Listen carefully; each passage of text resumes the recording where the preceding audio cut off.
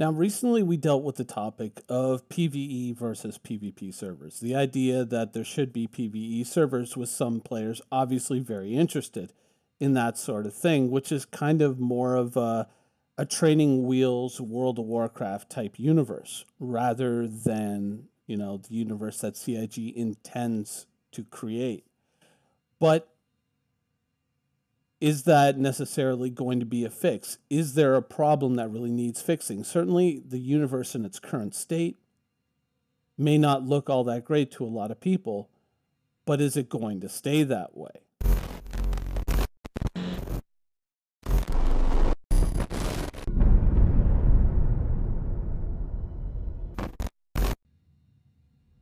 Now, the current state of the game, the way things are right now, if you look at a profession like mining or trading, do you see it as a complete system?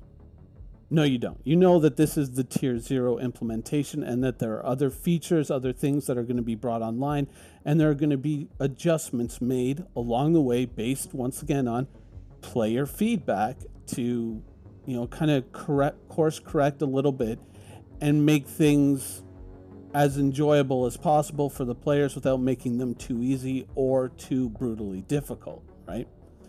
That's something that we accept is going to happen. Now, just as you would expect that the systems that define these professions are incomplete and unfinished, you can still say the same thing about the law and order system as well.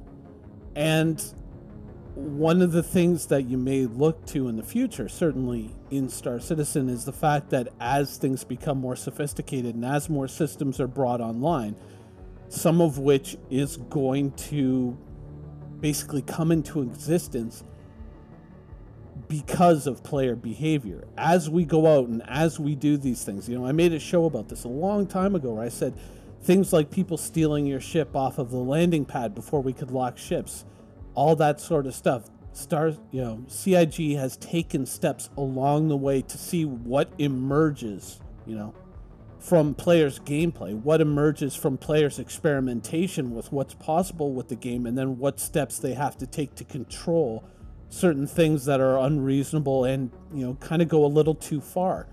Certainly when we look at the problem of locking ships, that emerged from even all the way back in the 2.0 days of, you would call up a ship and then someone would just hang around on the landing pads, hop in your ship and fly away.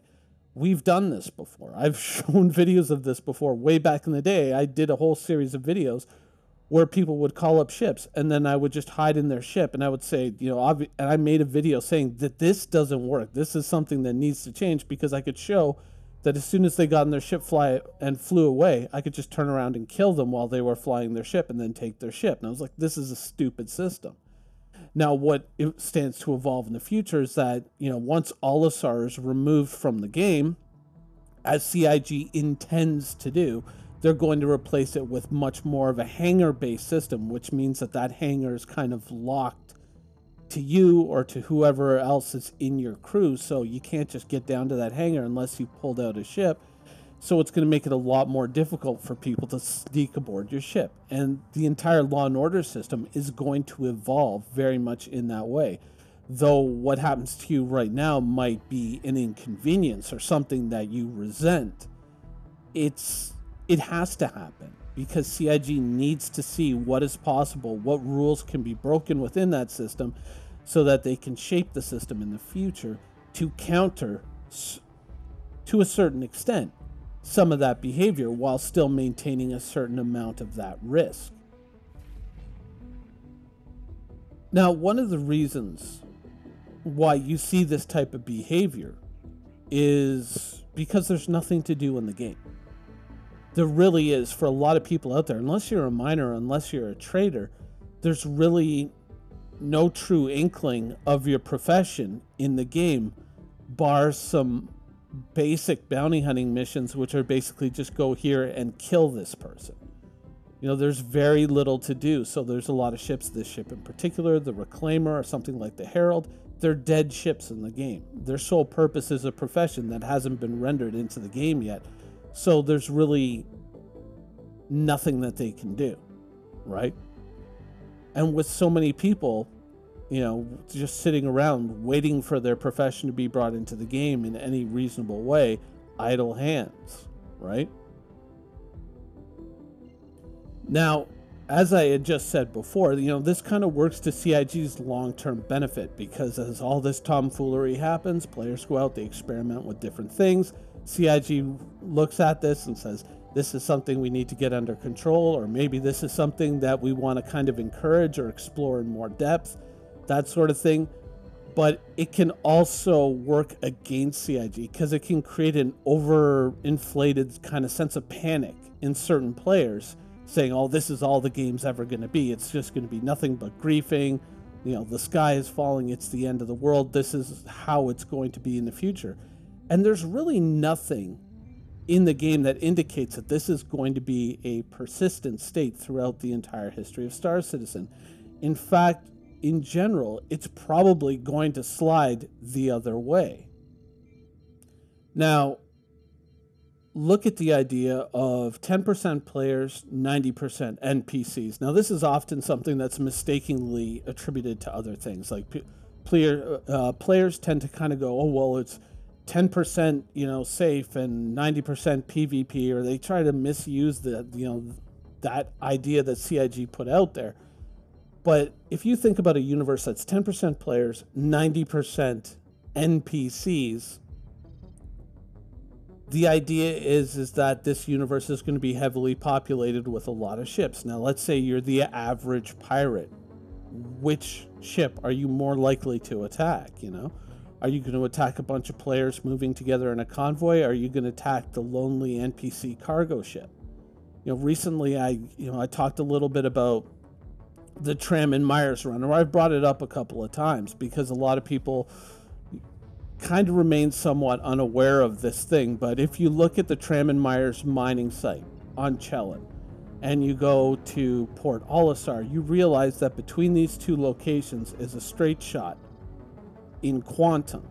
And if you have a big enough cargo ship, even though Tram and Myers is an unguarded landing site, you can basically back and forth between these two locations.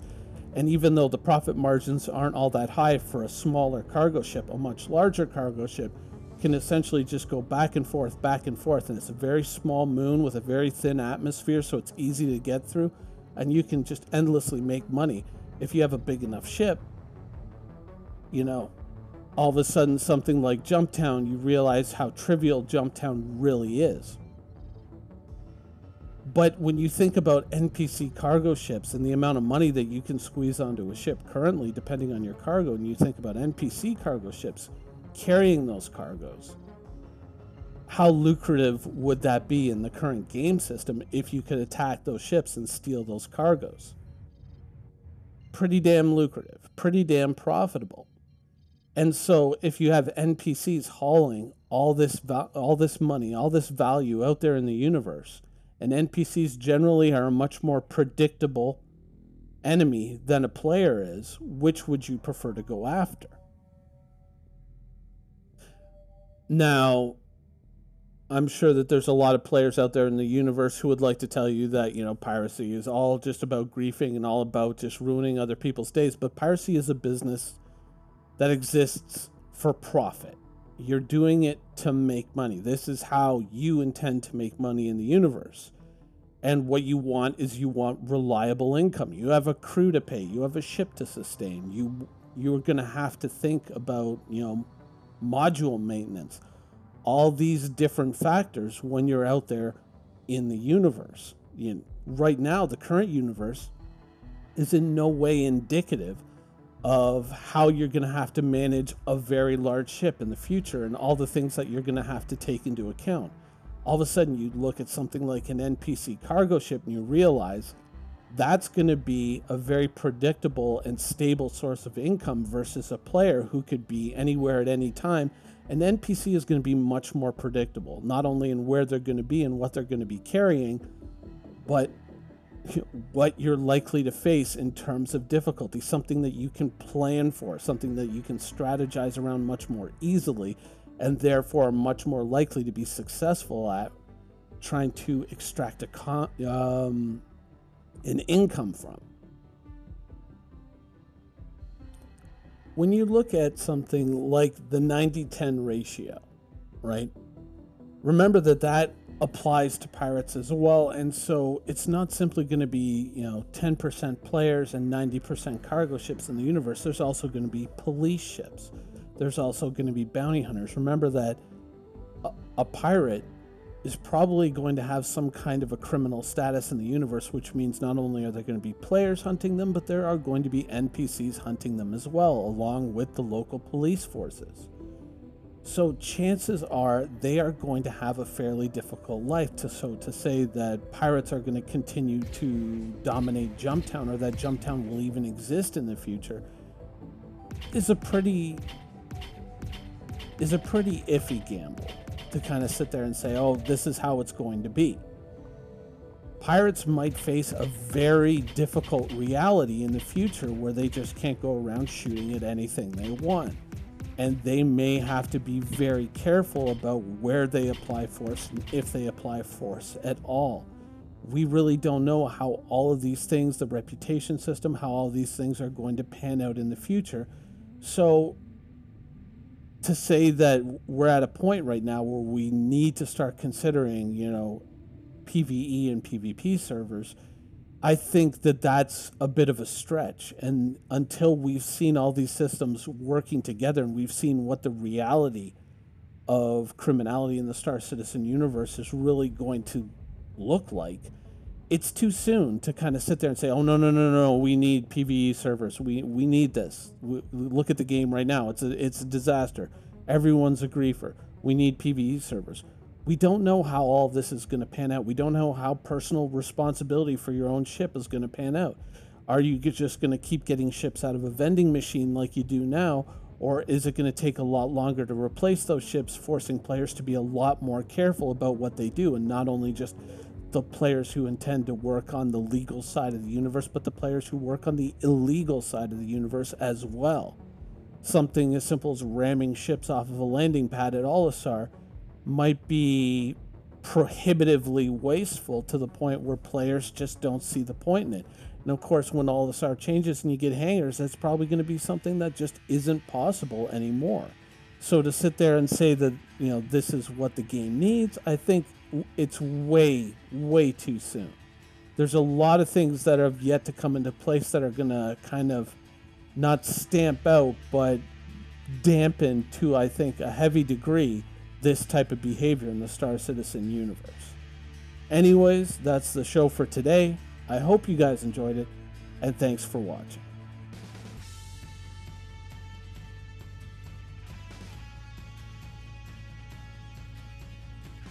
Thank you for watching. So if you want to keep up with the latest and greatest in Star Citizen and Squadron 42's development, please follow us on our social media channels. See you soon.